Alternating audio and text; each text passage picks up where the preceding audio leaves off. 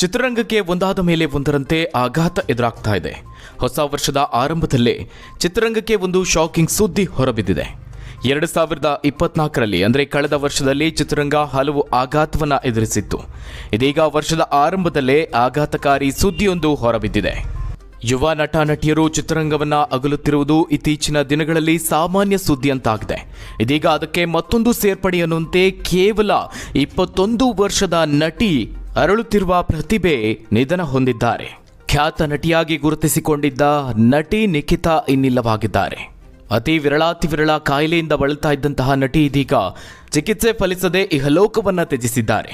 ದಕ್ಷಿಣ ಭಾರತದ ಚಿತ್ರರಂಗದಲ್ಲಿ ಬಾಲನಟಿಯಾಗಿ ನಟಿಸಿ ಪ್ರಸಿದ್ಧಿಯಾಗಿದ್ದ ನಟಿ ನಿಖಿತಾ ನಯರ್ ಅತಿ ಚಿಕ್ಕ ವಯಸ್ಸಿಗೆ ಹಲವು ಸಾಧನೆಗಳನ್ನ ಮಾಡಿದ್ದಂತಹ ನಟಿ ಇವರು ಅತಿ ವಿರಳ ಕಾಯಿಲೆಯಿಂದ ಬಳಲ್ತಾ ಇದ್ರು. ನಿರಂತರವಾಗಿ ಚಿಕಿತ್ಸೆಯನ್ನ ಪಡಿತಾ ಇದ್ರು ಸಹ ಗುಣಮುಖರಾಗದೆ ಚಿಕ್ಕ ವಯಸ್ಸಿನಲ್ಲಿಯೇ ಇಹಲೋಕವನ್ನ ತ್ಯಜಿಸಿದ್ದಾರೆ.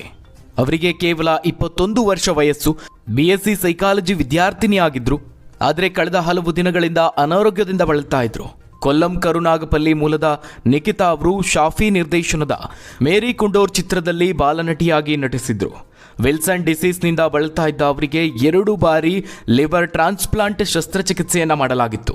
2ನೇ ಶಸ್ತ್ರಚಿಕಿತ್ಸೆಯಾದ ವಾರದಲ್ಲೇ ಅವರು ಕೊನೆಯುಸಿರೆಳೆದಿದ್ದಾರೆ. ಕಪ್ಪಾ ಟಿವಿ ಖ್ಯಾತಿಯ ನಮಿತಾ ಮಾಧವನ್ ಹಾಗೆ ಡೋನಿ ಥಾಮಸ್ ದಂಪತಿಯ ಪುತ್ರಿ ನಿಖಿತಾ ಅವರು ನಟಿಯ ಅಕಾಲಿಕ ನಿಧನದ ಸುದ್ದಿ ಕುಟುಂಬಸ್ಥರಿಗೆ ಆಘಾತವನ್ನ ಉಂಟು ಮಾಡಿದೆ. ನೇತಾಜಿ ನಗರದಲ್ಲಿರುವ ಅವರ ಮನೆಯಲ್ಲಿ ಅಂತಿಮ ದರ್ಶನಕ್ಕೆ ವ್ಯವಸ್ಥೆಯನ್ನ ಮಾಡಲಾಗಿತ್ತು. ಬಳಿಕ ಕೊಚ್ಚಿಯಲ್ಲಿ ಅಂತ್ಯಕ್ರಿಯೆ ನೆರವೇರಿದೆ. ನಟಿಯ ಸಾವಿಗೆ ದಕ್ಷಿಣ ಭಾರತ ಚಿತ್ರರಂಗ ಕಂಬನಿ ಮಿಡಿದಿದೆ.